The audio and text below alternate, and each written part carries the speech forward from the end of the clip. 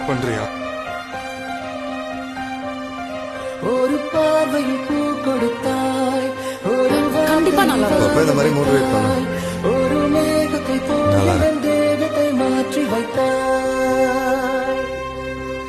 இறகை போல ஒரு வேகத்தில் வானத்தில் வானத்தில் செல்லுகின்றேன்.